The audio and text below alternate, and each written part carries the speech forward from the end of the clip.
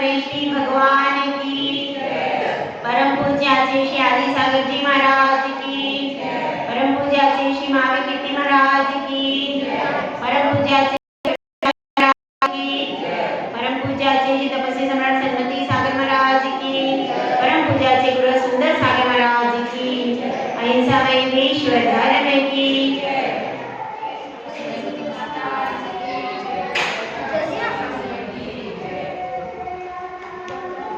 हम सब मोहपुरी में थे। कहाँ थे भाई?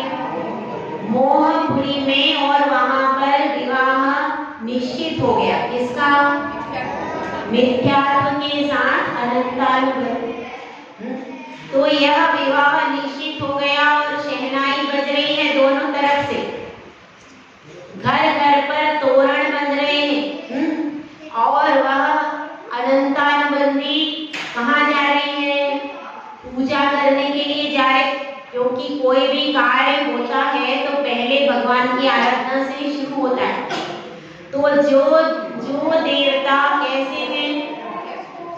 जे राग द्वेष मन कर मलिन वनिका गदादियुत चिन्ह चिन्ह वहां पर जाकर के आराधना कर रही है। कौन? अनंतानुबंधी। और ऐसे ही गुरु हैं जे ख्याति लाभ पूजा विचार विविध विधि करे विविध विध। ऐसे गुरुओं के पास में जा रही है और खोटे शास्त्रों को पढ़। तो जिसका जहाँ पर राग होता है, जिसकी जहाँ पर भक्ति होती है, वहीं पर वह नमस्कार आदि करता है। इसी प्रकार की परिणति मिथ्यात्व की भी हो रही। जो उनकी रानी मोहिनी है वह भी ऐसे ही देवी देवता के पास में जाकर के क्या कहती है कि मेरे बेटे का विवाह अच्छे से। क्योंकि जो रागी द्वेषी देवी देवताओं के पास में जाते हैं तो उनसे इसी तरह की मनोतियां मांगते हैं, संसार की, विषय भोगों की, अपने पुत्र की, पत्नी की।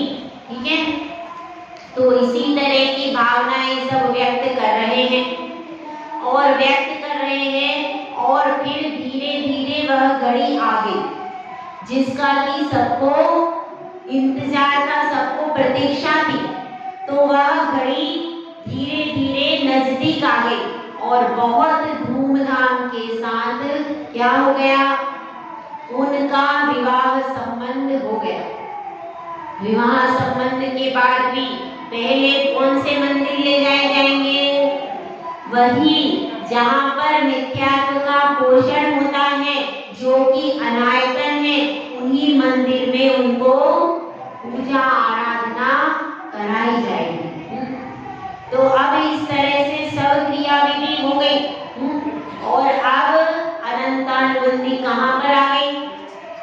कषायपुरी से अब कहाँ आ गई? मोहपुरी में आ गई। और वह मिथ्या जैसे ही वह आई तो मिथ्यात्व अति प्रसन्न हो गया कि अब मेरी मनोकामना पूरी हो गई। और वह हर समय उसका ध्यान रखता और वह उसके मुंह से कोई भी चीज निकलती तो तुरंत उसकी इच्छा को पूरा करने का प्रयास करता। इधर अनंतानुबंधी की दृष्टि कहाँ रहती थी? उसकी दृष्टि हमेशा तिजोरी पर रहती। उसकी मिथ्यात्व की दृष्टि तो अनंतानुबंधी पर रहती थी, लेकिन अनंतानुबंधी की दृष्टि तिजोरी पर रहती थी कि किस समय मौका मिल जाए और किस समय में पार करूं। ऐसी उसकी भावना रहती। वह देखती थी कि मोहिनी सासू माँ कहाँ चाबी रखती है, ससुर साहब कहाँ रखते, सारी नजर देख रही। अभी बोल कुछ नहीं रही क्योंकि नई नई है, अभी नई बहू है, तो अभी बोल कुछ नहीं रही, पर उसकी आंखें उधर को ही घूम जाती। जहाँ जहाँ उसको लगता था कि जहाँ पर धन संपत्ति है, जेवर है, वहीं पर उसकी दृष्टि घूमती रहती थी। क्योंकि उसने विवाह ही इसी प्रयोजन से किया था कि मिथ्यात्व के पास तीनों लोगों के धनाढ्य लोग आते हैं। धनाढ्य लोग बहुत सारे आते हैं और बहुत सारी संपत्ति यहाँ पर है, तो वह संपत्ति, वह गहने सब मुझको प्राप्त होंगे, अच्छे अच्छे जेवर, अच्छी अच्छी साड़ियाँ, तरह तरह से विषय भोगों की सामग्री। तो 56 भोग उसके आगे रखे रहते थे। बहुत वैभव था, तो 56 भोगों में वह आनंद से रहती थी और फिर भी वह मिथ्यात्व से संतुष्ट नहीं रहती। मिथ्यात्व उसको बहुत चाहता था, लेकिन उसकी जो प्रीति थी वो मिथ्यात्व से नहीं रहती। तो वह थोड़ा सा परेशान भी रहता था, पर क्या करें, अब उसका मन लगा। एक कहावत है, क्या कहते हैं, दिल लगा गति से तो परी क्या, बस वो सूरत की तो परी थी, पर अंदर से उसमें कोई गुण, बस चुप क्यों बैठी थी। वैसे तो घर में अपने महल में बहुत लड़ाई करती थी, लेकिन अभी चुप क्यों बैठी थी कि पहले सारा यहाँ का मालूमात कर लूं, कहाँ पर कितना धन है, कहाँ पर क्या रखा है, सारी जानकारी प्राप्त कर लूं, उसके बाद फिर अपना खेल शुरू करूंगी। तो ऐसा करते करते क्या हो गया, 1-2 साल व्यतीत हो गए। 1-2 साल व्यतीत हो गए। अब वह अपने साथ में 4 सहेली लेके आई थी। पहले चलन था भाई, पहले क्या होता था, जो रानियां आती थी साथ में सखियां लेके आती थी कि नहीं, अंजना सुंदरी बसंतमाला लेके आई थी। तो यह अपनी 4 सहेलियां लेके आई थी। कौन सी? पहली का नाम क्रोध, दूसरी का नाम मान, तीसरी का माया और चौथी की लोभ। तो ऐसी 4 सहेलियां लेकर के यह आई थी। और अब क्या होगा, उसमें से जो अंतिम 4 नंबर की सखी थी, वह कहती है कि हे सखी, मुझे तो अब सब कुछ सूना सूना लगता है। वो अनंतानुबंदी कहती, क्यों? यहाँ पर तो सब है, 56 भोग है, इतना बड़ा महल है, अच्छी से अच्छी सामग्री है, गहने हैं, कपड़े हैं, सारी चीजें हैं, फिर तुम्हें सूना सूना क्यों लगता है? तो मैं तो यह चाहती हूँ कि मेरी सखी की गोद में रत्न आए। हाँ, समझ गए आप? तो मेरी सखी की गोद में रत्न कब आएगा?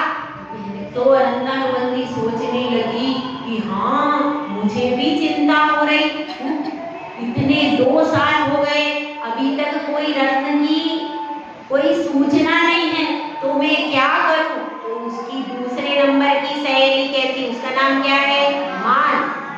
दूसरे नंबर की सहेली कहती है कि अरे, आपको पता नहीं है, एक बहुत पहुंचे हुए सिद्ध महात्मा आए हैं, और वो एक बार मंत्र करके देते हैं और सारे कार्य सिद्ध हो जाते हैं। तो उनके पास में अपन सबको चलना चाहिए।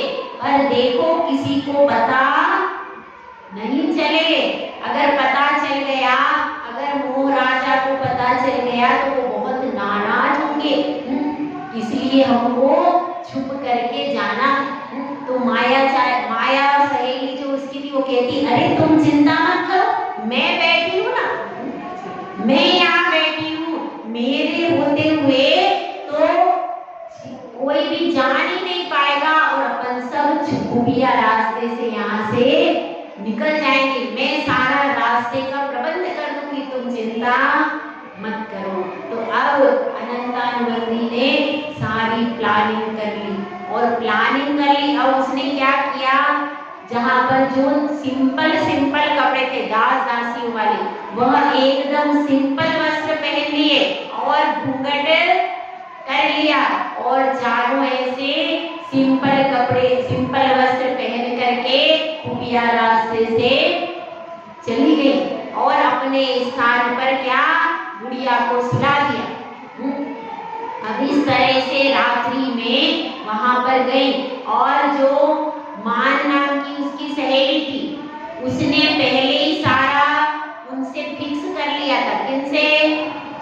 जो महात्मा जी थे, तांत्रिक थे, उस तांत्रिक से पहले ही प्लान किया था कि हम रात के समय में आएंगी और आप सारी बात को निराकरण कर दें। तो अब क्या होता है, अब वह जो चारों सहेलियां थी और अनंतानंदी, ये पांचों जनी वहां पर जाती है तांत्रिक के पास में और अपनी समस्या को वहां पर प्रस्तुत करती हैं। तो अब तांत्रिक कहता है, वो अपना सारा चौकड़िया, सारा मंत्री कुंडली सब देखता है और फिर कहता है कि भैया काम तो बहुत मुश्किल है, काम तो बहुत मुश्किल है। तो क्या करती है, तो अनंतानंदी कहती कैसे भी आपको कितना ही मुश्किल हो, काम तो आपको करके दिखाना है और पैसे की चिंता मत करो। अगर यह काम सिद्ध हो गया तो तुम्हें मुंह मांगा इनाम दिया जाएगा, उसकी तुम चिंता मत करो, बस यह कार्य सिद्ध किसी भी तरीके से हो जाए। तो वह कहता है कि हाँ, आपके योग तो है, संतान का योग है, लेकिन जैसे ही संतान उत्पन्न होगी वैसे ही आपके पतिदेव बीमार हो जाएंगे। तो बोलो मंजूर हो तो बात करूं। वो कहती अरे वो बीमार हो जाए चाहे, लेकिन मुझे तो पुत्र रतन का सौभाग्य चाहिए, मुझे पुत्र रतन जरूर चाहिए, भले ही उसके पीछे कुछ हो या ना हो। तो इसलिए क्योंकि सब तरफ यही बात चल रही है और यदि वह पुत्र रतन नहीं आएगा तो इतनी सारी जायदाद किसको सौंपेंगे, क्योंकि मेरे पतिदेव तो निरे कैसे हैं, वो तो बिल्कुल उनको किसी चीज का विवेक नहीं है। अब मेरा पुत्र रतन आएगा तो उसको मैं पढ़ा लिखा करके समझा के सारा सौंप दूंगी। तो इसलिए पुत्र रत्न आना बहुत जरूरी है, आप तो उपाय बताओ। तो वो कहते हैं कि देखो मैं एक यंत्र बना करके देता हूँ, जब यह यंत्र बजने लगेगा उस समय तुम समझ लेना कि पुत्र रत्न के आने का समय हो गया। तो इस यंत्र को ले जाओ, इस यंत्र का नाम है प्रथमोपशम यंत्र। इस यंत्र को ले जाओ और अपने घर में छुपा के रख देना, किसी को पता नहीं चलना चाहिए। इस यंत्र को अपने घर में छुपा कर रख दो, जब पुत्र रत्न के सौभाग्य का समय आने वाला होगा उसके पहले यह यंत्र बजना अपने आप प्रारंभ हो जाए और उसके बाद मैं आपको बाकी की विधि बताऊंगा। ऐसा कह करके वो क्या करता है, वह एक यंत्र बना करके उसको दे देता है और वह यंत्र लेकर के वह आ जाती है। यंत्र लेकर के अपने घर में उसको छुपा करके रख देती है और प्रतीक्षा करने लगती है कि कब यह यंत्र बजे और कब मेरे लिए सौभाग्य प्राप्त हो। इधर मिथ्यात्व को कुछ पता ही नहीं है, वह उसको कुछ पता ही नहीं है और अंदर के अंदर इन्होंने चारों पांचों ने सारे काम कर ली। और इधर देखिए वह राजा वहां पर है, कौन सा राजा, चेतन राजा। अब उसकी रानी चेतना बहुत परेशान है, तो उसके पास उसके दोनों बेटे आकर के समझाते हैं कि हे माता श्री आप घबराइए मत, चारों दिशाओं में सैनिक भेज दिए गए हैं और बहुत जल्दी हमारे चेतन राजा का पता चल जाएगा। इतनी देर में एक पूर्व दिशा से सैनिक आकर के खड़ा होता है। तो माता पूछती है, चेतना माता पूछती है उसकी कि भाई क्या समाचार है, आपने देखा क्या? तो अपना सिर नीचा कर लेता है। जैसे ही वह सिर नीचा करता है वैसे ही चेतना रानी फिर से बेहोश होकर के गिर जाती है, क्योंकि सब तरफ से खोज करते हैं लेकिन कोई भी सुराग मिल नहीं पाता, क्योंकि अब चेतन राजा ने अपनी राजसी वेशभूषा एक तरफ रख दी थी बिल्कुल साधारण वेशभूषा पहन ली थी। कोई भी ये नहीं कह सकता था कि ये कहीं के राजा हैं, क्योंकि वर्तमान परिस्थिति ऐसी थी कि वहां से निकलना ही संभव नहीं था। तो इसलिए वह सैनिक सब तरफ देखते हैं कहीं कोई राजा मिले, लेकिन राजा कहीं भी मिलता नहीं है। अब ऐसी परिस्थिति है।